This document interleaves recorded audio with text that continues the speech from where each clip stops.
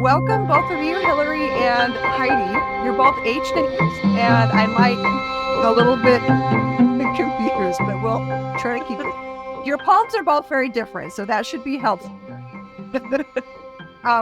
So thank you for joining us for Dialogue Out Loud. My name is Terresa Wellborn, Dialogue's poetry editor and lover of the written and spoken word.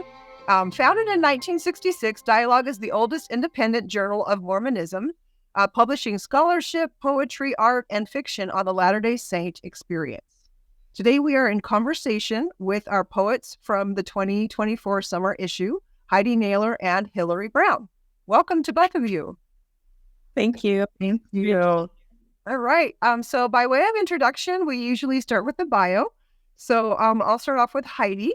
So Heidi Naylor is the author of the story collection Revolver, finalist for the Association for the Mormon Letters Award for short fiction. She teaches writing and literature at Boise State University, has a recent fellowship with the Idaho Commission on the Arts, and served as a writer in residence for poetry at the Marion Pritchett Memorial School. Yes. And then going over to Hilary. Hilary Brown, she was born in Salt Lake City. She graduated from USU, as locals call it, Utah State University, and is a proud public school teacher in a border town. Her current project, which is very intriguing to myself, is a memoir written in verse detailing her personal experiences with scrupulosity, which we'll talk about a little bit later, I hope. Hilary lives in Arizona with her husband and with her daughter, Audrey. Welcome, both of you. Okay. Thank you. All right. So, so as we do our format, I just like to ask usually a question to one of you, and then we have a conversation, and then a question to the other. So I'll start out with Heidi. First of all, who are your literary influences?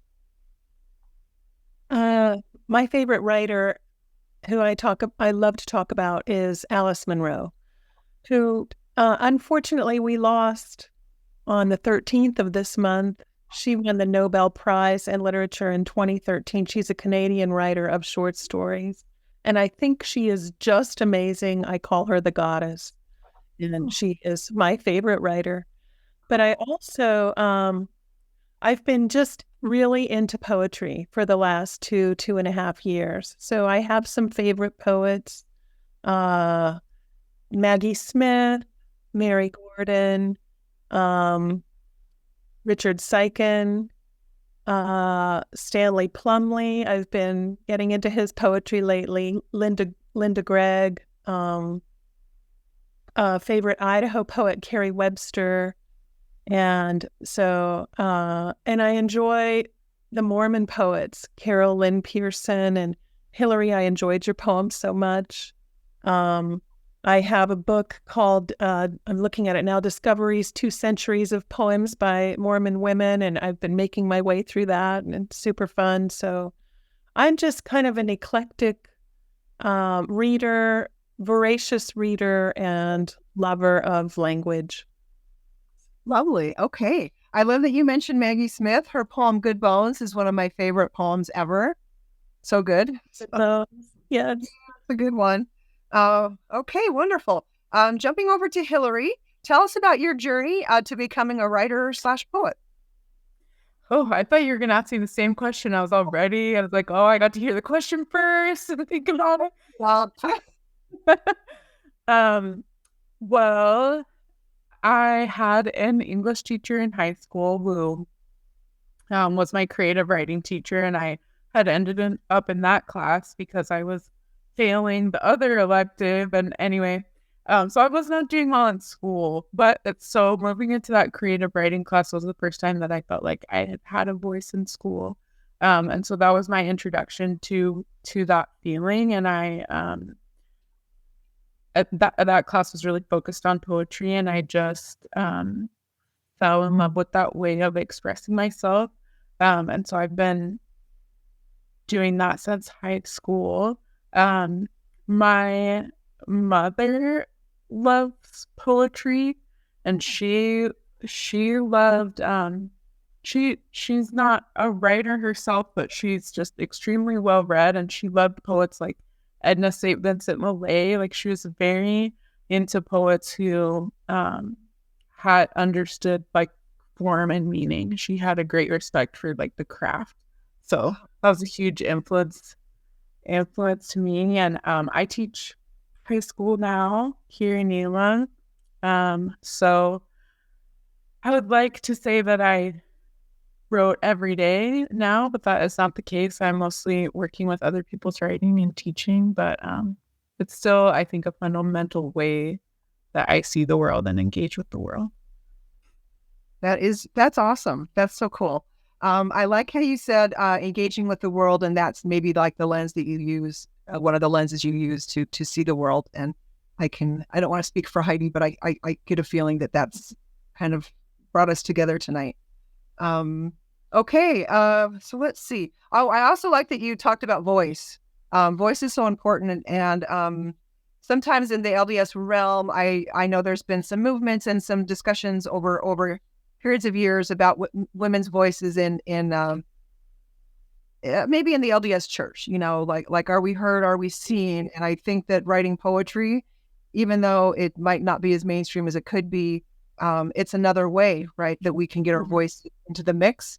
And I'm so grateful for dialogue that it allows that platform for voices such as your own, both of you and others, to be out there. So cool. Okay, so let's go back to Heidi. Would you mind sharing your poem with us? Do you have it? Okay. I'd love to. Thank you. My poem is called Newborn. Tell us the dream where you entered the mountain and left all your gold for the dawn. How you dropped your robes of light become smoke and slipped off the worn shoes of the pilgrim. You redacted the text of your spirit, permitting its vapor to rise, keeping only the crystalline salt of your soul. Then stepped into a small, perfect skin and greeted us as though we had something to teach you. I've got to tell both of you, when I read both of your poems independent of one another, I thought, who are these ladies? Who are they? I really can't wait to meet them. So I also just get geeked out about poetry, especially when it's really well written. So I just want to applaud both of you. So, okay, Heidi, so let's talk. I love that you redacted. Redacted is a gravitas, right? It has some weight to it. Tell us more about the words you chose and some of your feeling behind the poem, if you don't mind.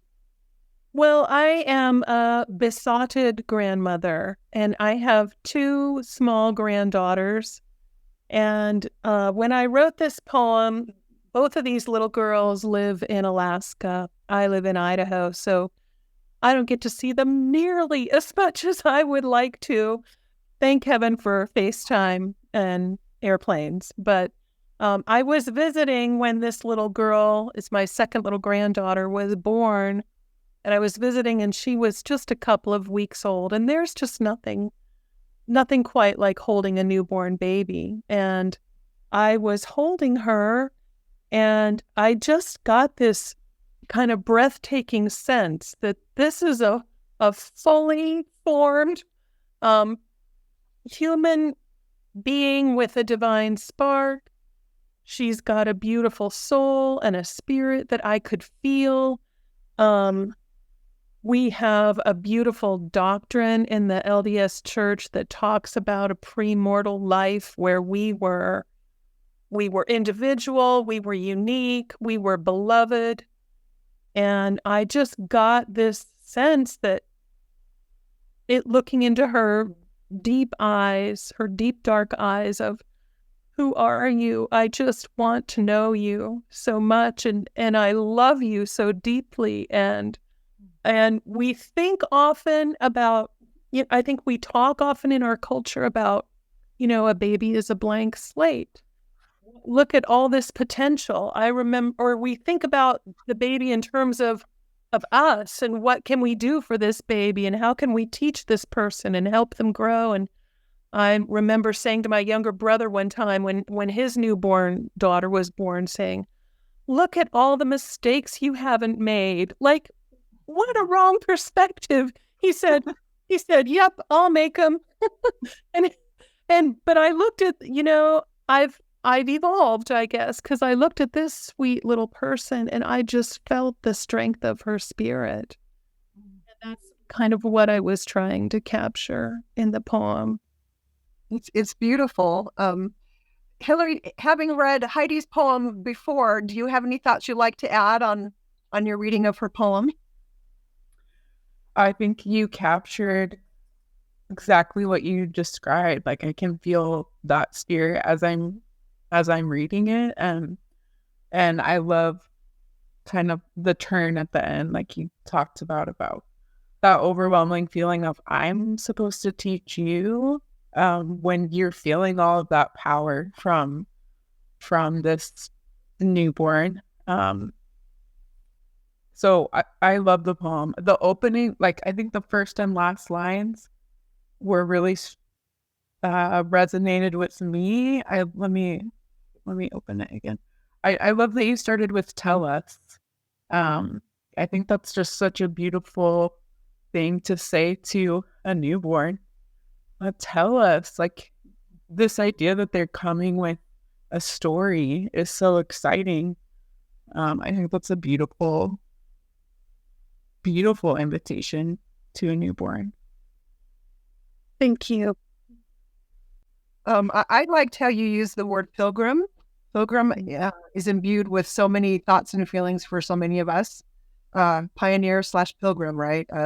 Newcomer, but also someone who has really lived a life and has experienced, which in the realm of the LDS view, right, of preexistence and what has happened before this life is not our physical life here is not the first, iteration of who we are, right? So I love that, the feeling there. And then robes of light. I've been studying light for about 15 years as a kind of a side hobby, hoping maybe it will become a novel at some point. But I've never heard of robes of light, like that phrase. I've never considered it. And I love when poets introduce new phrasing to me that helps me reconsider something that I felt like I already knew, So thank you. Yeah. So, all right. That's beautiful. Okay. So now we're going to go over to our other poet, over to Hilary. I'm just shuffling a few pages. Okay. So tell us more about I say Tanka? Is that how you say, is it Tanka or Tanka? I was saying it Tanka, but... Okay. You say tomato, I say tomato. Okay. No, I'm like, let's stop everything and look it up. No, we're fine. We're good. Tell us more about poetic form. And you are a teacher. So do you teach form, like formal form? And then tell us how that form specifically in your poem, upon finding out the Colorado Springs murder is a Mormon, how that, like, did the form inform you how to write that? Did it fall in? And then are you able to also read your poem to us? Sure. Which would you like me to read? Okay. Okay. So my poem is called Tanka, upon finding out the Colorado Springs murderer is a Mormon. I could have argued recipes with his mother over funeral potatoes, or watched him fold more than his share of great chairs at a fireside or anyone's baby blessing. I could have nudged him when we told the story of laying down weapons of war. Are you getting this? I could have said. Then again, he could have nudged me when they spoke of musket fire, a prophet's proclamation. He could have asked me the same thing after each hymn, marching as to war, with the cross of Jesus going on before. Yes, well, we've made our choices. Wow. That is a very impactful poem for me. Before I babble on, though, Hilary, what would you like to share with us some of your thoughts? Sure. So you asked about the form. So it is an ancient Japanese form, similar to a haiku. It follows the syllabic pattern of 5-7-5-7-7. And I think often when I'm trying to write through grief or something very complicated, that having a tight form helps me to be able to Um, it forces me to choose the exact right word, and to write with clarity. And then also it makes the places where the form breaks really important. So, so I was thinking about this idea of following traditions. There's a few different traditions mentioned in the poem, and unfortunately, there are hatreds that are also tradition. And so having this tight form and then being able to break it at the end was a way for me to kind of look inward and say, like, when do we fall in line with tradition and when do we break form, and make different choices? So as far as your question about if I teach form, I really try to focus with my students on just recognizing the relationship between form and meaning, that form should be serving the meaning, and giving them as many choices as possible as far as in anything that they're writing, that you're the writer and you're making choices based on your purpose and your audience, and there's different forms that can serve different purposes. But always that choice should serve the meaning. And so that does help me when I'm writing to have to choose a form that is going to, I think it forces me to be creative in a different way, but also to tighten it with clarity and to choose words carefully. Very cool. In reading your poem, much like you said, the importance of like purpose and audience, and then recognizing where form and meaning are. I don't feel like you're sacrificing anything to the content. Or to the form. I feel like your content is strong, and I feel like it's a really good match. The content with the form. Thank you. You're welcome. Heidi, do you have any thoughts you'd like to share on having read the poem prior? Sure. Thank you for introducing me to the Tanka form. I was counting your syllables and going, oh, this is just so cool. And you even have the song form of Jesus that counts in the syllables. So Yeah. kudos to you for just rocking that form. But Thank you. for me, the content is, of course, even more compelling.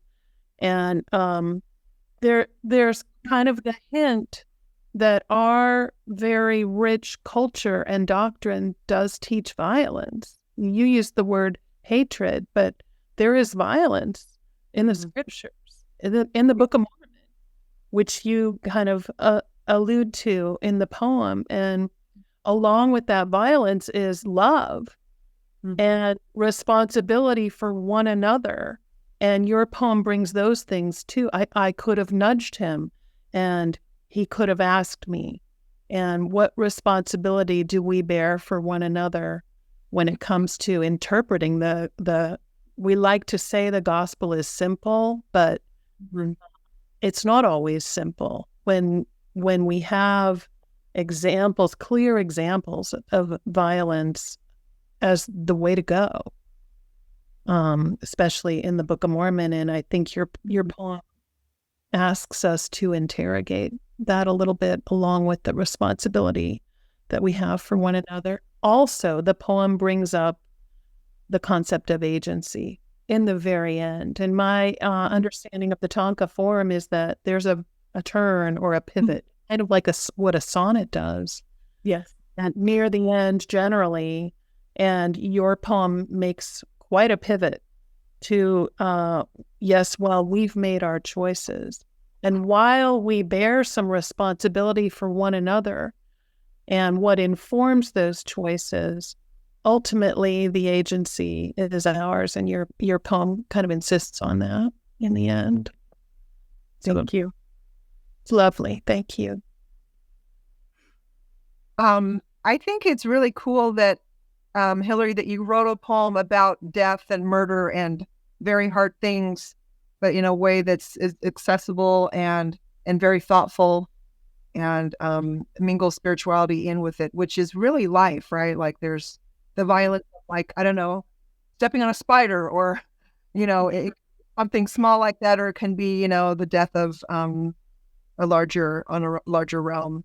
Along those lines too, I also appreciated in stanza 3 that you're mentioning musket fire, which to me brings to mind President Holland's more recent talk at BYU, which has really personally affected me in many ways, regarding thoughtfulness and how to interpret that. And then prophet's proclamation, which I'm interpreting as the proclamation to the family. So there's a lot in there. It's packed. Like what you said, there's a lot going on. Yes, and I think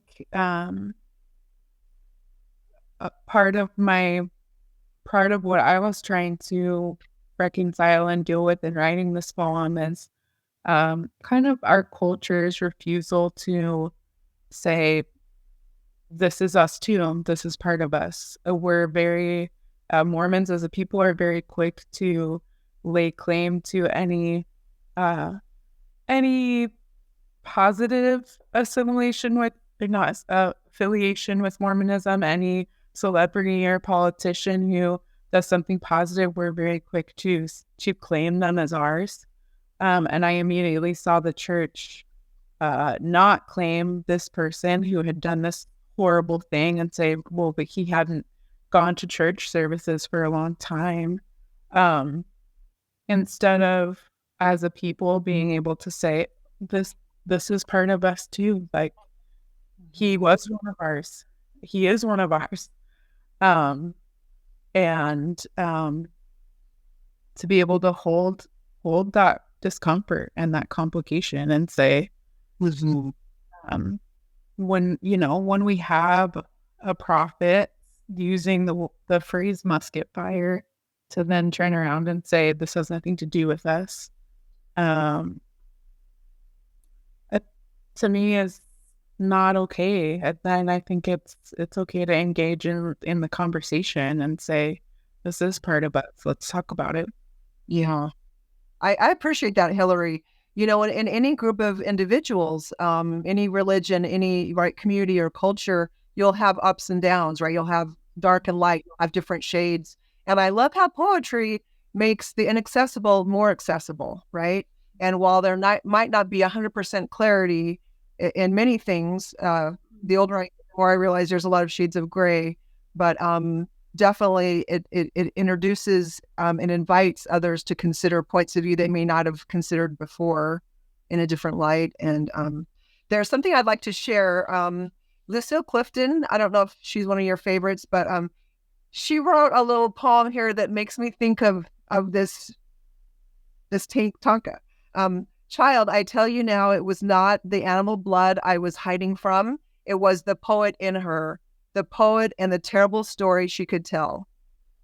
And if you let that sit with you for a minute, terrible to me just means the horrid beauty or the beautiful horror, right, of what I see in your Tanka here. So poetry is fun, but it's also sometimes about hard things, right? So I welcome that. I'm grateful. Okay, folks. So now at this point, we're going to pivot and back to Heidi, asking you, do you have a question, Heidi, perhaps for Hilary? And then Hilary, be thinking forward if you would have a question possibly for Heidi as a invitation to converse. Okay. A question for you, Hilary. We've already talked about the Tanka as a formal choice, and you spoke, I think, really beautifully about how the constraints of a form can help you maybe get at something that's complicated or get at a particular tension. So what other forms are you exploring in your poetry? Thank you for that question. I've tried recently working with villanelles. So I wrote one about, again, these really intense topics with these forms, but writing about what it feels like to be a teacher and seeing school shootings in the news. And so I used a villanelle to kind of capture that feeling of repetition. And I've used haikus a lot, and sometimes like in series, because I love the idea of having like a turn, almost like feels like a door hinge. So those are a couple. There's a poet named Jericho Brown, who wrote a book called Traditions, and he has a form that I played with. He created a new form. Now I'm blanking on the name, so one second. But he's a poet who has inspired me. He writes some great. A duplex. That's what he calls it. Which is he takes some older forms like sonnets and kind of twists it a little bit. So that I played with that new form a little bit. Yeah, thank you for that question. I find just a lot of inspiration in imitating different poets as far as it comes to form, which I think sometimes as writers we're a little bit leery of at times, but I think any artist does that, right? Like imitating and practicing different forms. So that's been inspiring to me. Well, it's inspiring to me and something that I'd like to try based on what you're doing. What I admire, I think, the most is how you're quite bravely tackling very difficult events. You mentioned that you're a teacher in a border town. I imagine that comes up in your writing. And you're tackling these issues and events through poetry and helping us to more nuanced understanding. Thank you. It feels like an important counterpose almost to like we have a lot of very fast-paced forms of communication now, and I think that poetry kind of arrests time and like forces us to be careful with our words, careful in the sense of like taking care with each word that we include. And I think it's so needed against like the backdrop of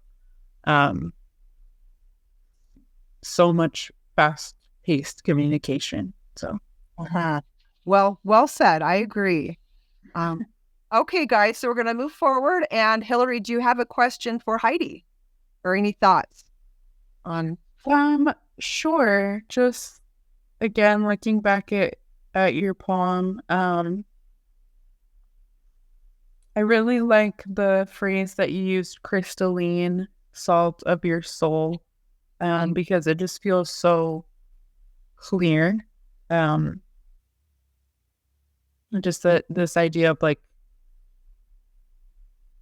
I guess my question is, what were you thinking of about the soul? If I can ask like such a specific question, what made you want to describe is it your granddaughter? Yeah. Your granddaughter's soul in that way? I'm not sure what I was thinking, but I know that when I was trying to capture this feeling, for me, poetry is so much about emotion and trying to capture and share a feeling and invite a feeling in the reader. And I remember just feeling a strong kind of spiritual sense. And which leads me to, the language of the spirit, which is often scriptural language. And so salt is a very strong symbol in the scriptures, mostly good in good ways, in good and positive ways. And, the Savior asks, or the Savior claims that we, any adherent, any follower, any disciple are the salt of the earth. So I'm looking at this sweet, powerful person a spirit in a body, in a brand new sparkling body, and thinking of her as the salt that just almost a distilled essence, because she's so new. She's the salt of the world. She's the precious, precious thing that we all needed to survive. We enjoy it. It's important to our mortal experience. So I guess I can't remember exactly what I was thinking, but I know that I had that spiritual sense and was searching for those kind of spiritual images. So beautiful. Thank you. It makes me want to go back and reread and look for other scriptural symbols and phrases, because that's such a perfect choice. It's beautiful. Thank you. All right. Thanks to both of you. Thank you so much. Before we close, I'd just like to share a quote from Madeleine L'Engle. And I just love, again, the juxtaposition of birth with Heidi's poem and then death with Hilary's. So kind of looking at that circle of life. This quote came to mind. It's by Madeleine L'Engle. A self is not something static, tied up in a pretty parcel and handed to the child. Finished and complete. The self is always becoming. And I think also as writers, we're always becoming. I liked how, Hilary, you talked about kind of stepping into maybe the voice of other poets, right? Like using them as examples and ideas, and also stepping into form. And then Heidi, your nods to, different scriptural backgrounds, and just the solemnity and the beauty, intrinsic beauty and value of birth, right? Of newborns and that. So there's doors are opening and shutting, right? With birth and death. And we're always becoming. So I just want to thank our folks out there for joining us. Thank you for listening. Please share this podcast with a friend, and check out the entire lineup of excellent podcasts in the Dialogue Podcast Network by visiting us at dialoguejournal.com. Dialogue Out Loud is produced and edited by Daniel Foster Smith, and our executive producers are Emily Jensen and Taylor Petrie. See you next time. Thanks so much. Thank you, Hilary. Thank you, Heidi.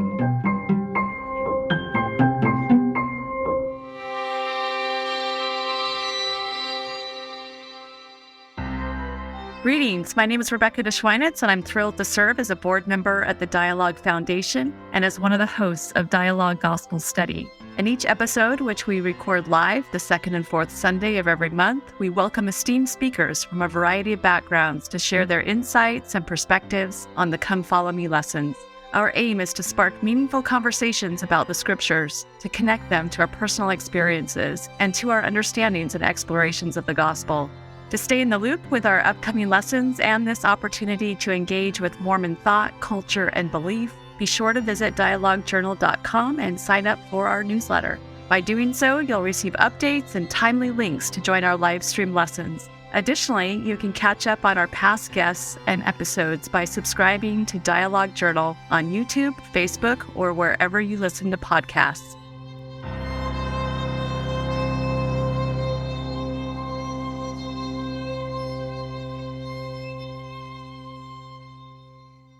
Dialogue Podcast Network.